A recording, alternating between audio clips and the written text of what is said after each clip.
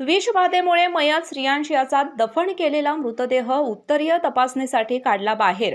अंतिम अहवालानंतरच मृत्यूचे योग्य कारण समजेल, पोलिसांनी केलं स्पष्ट. चिमगाव तालुका कागल येथे केक खाल्ल्यानंतर विषबाधा होऊन दुर्दैवी मृत्यू झालेल्या श्रियांश याचा दफन केलेला मृतदेह आज उत्तरीय तपासणीसाठी पोलिसांनी जेसीबीच्या सहाय्याने बाहेर काढला आणि त्याची उत्तरीय तपासणी करण्यात आली. यावेळी औषध प्रशासन, अन्न व भेसळ प्रतिबंधात्मक विभाग, आरोग्य विभाग यांनी सर्व नमुने तपासासाठी घेतले. पोलिसांनी पंचनामा केल्यानंतर श्रियांशवर अंत्यसंस्कार करण्यात आले. चिमगाव मधील रणजित अंगज यांचा मुलगा श्रियांश वय वर्ष 4 व मुलगी काव्या वय वर्ष 7 यांनी नातेवाईकांनी आणलेला केक खाल्ल्याने त्यांना त्यातून विषबाधा झाल्याचे प्रथम दर्शनी दिसते.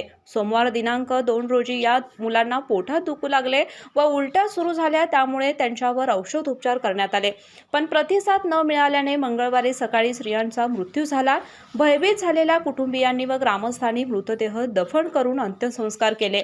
रणजित अंगज यांनी मुलगा दगावताच भेदरलेल्या अवस्थेत मुलगी काव्याला वाचविण्यासाठी कोल्हापूरच्या खासगी दवाखान्यात दाखल केले, पण उपचारादरम्यान मंगळवारी सायंकाळी काव्याचा दुर्दैवी अंत झाला.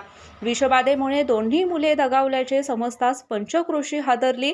दरम्यान विषबाधेमुळे मयत झालेल्या स्त्रियांच्या दफन केलेल्या मृतदेहाची उत्तरीय तपासणी करणं गरजेचं असल्याने पोलीस प्रशासनाने अन्न व औषध प्रशासन, अन्न व भेसळ प्रतिबंधक विभाग, महसूल विभाग व आरोग्य पथक घेऊन दफन केलेला मृतदेह दफनभूमीतून जेसीबीच्या सहाय्याने बाहेर काढला. मुरगुड ग्रामीण रुग्णालयाचे वैद्यकीय अधिकारी डॉक्टर आनंद माने व त्यांचे पथक यांनी स्त्रियांच्या मृतदेहाची उत्तरीय तपासणी जागीच केली.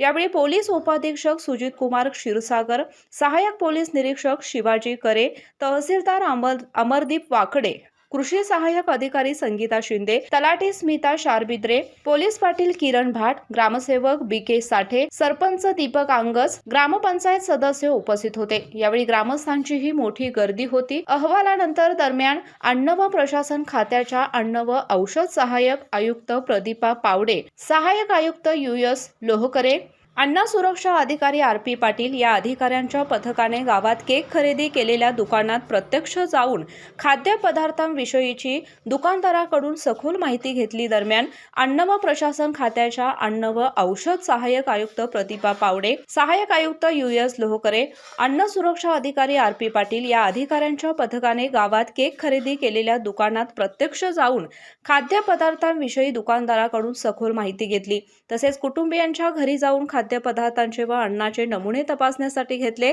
हे नमुने पुण्याच्या प्रयोगशाळेकडे पाठवण्यात येणार असल्याचे सांगण्यात आले.